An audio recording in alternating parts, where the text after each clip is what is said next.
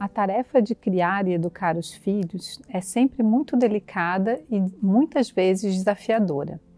Durante muito tempo, eu sofri com uma situação em que eu achava que o comportamento dos meus filhos deveria ser exemplar e perfeito, principalmente diante dos outros. E eu identifiquei nesse movimento um pensamento de querer agradar ao outro. E fui recordando desde a minha infância.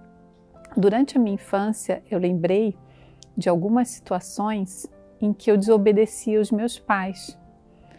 E eram situações bem simples, na verdade, como ir à casa de alguma amiga sem autorização. E eu fazia isso justamente porque eu não sabia dizer não, com esse propósito, de querer agradar sempre o outro.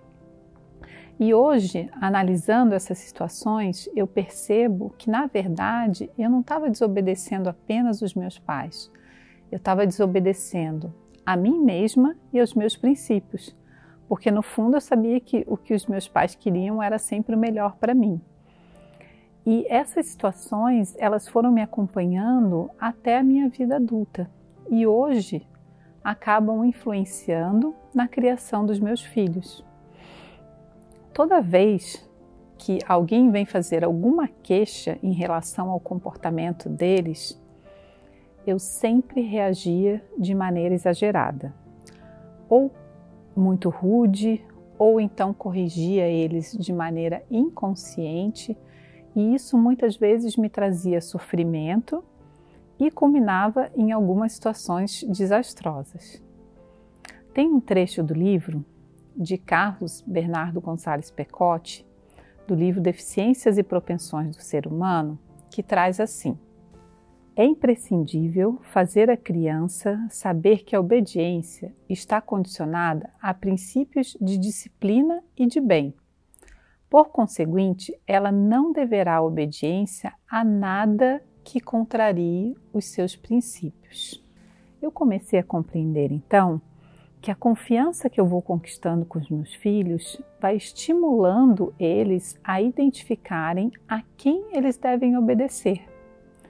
Então eu procuro sempre responder e trabalhar as situações baseadas na verdade e na lógica, para que com o tempo eles vão entendendo a importância da obediência ao bem.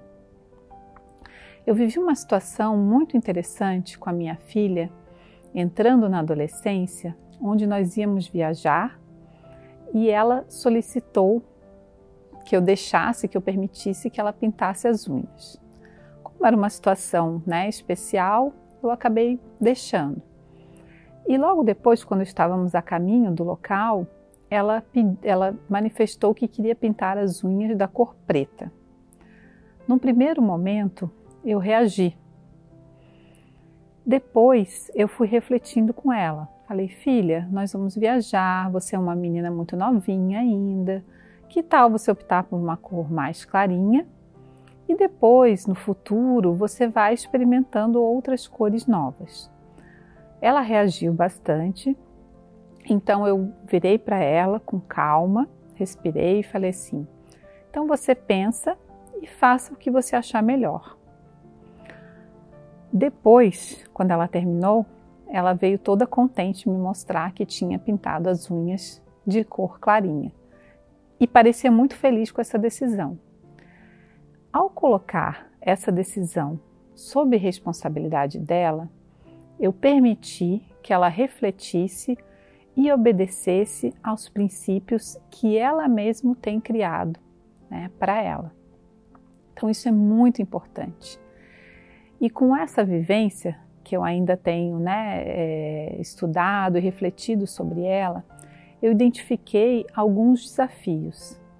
E um deles, muito importante, é que a obediência ela deve existir.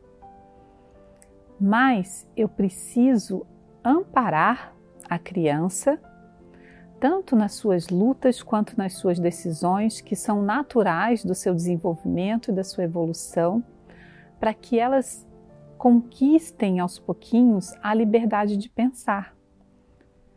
Ao conquistar essa liberdade de pensar, elas vão identificando naturalmente ao que e a quem elas devem obedecer. E hoje eu sou muito grata por ter identificado essa situação e essa característica na minha vida, porque isso me permitiu ir monitorando, identificando essas situações que para mim eram tão indesejáveis e me traziam muito sofrimento em determinados momentos da minha vida, permitindo com que esse comportamento não se refletisse no comportamento dos meus filhos. Hoje, então, eu percebo que quando eu não sei dizer não, é porque eu não estou obedecendo aos meus princípios. E isso é um grande sinal de alerta, significa que algo não está certo.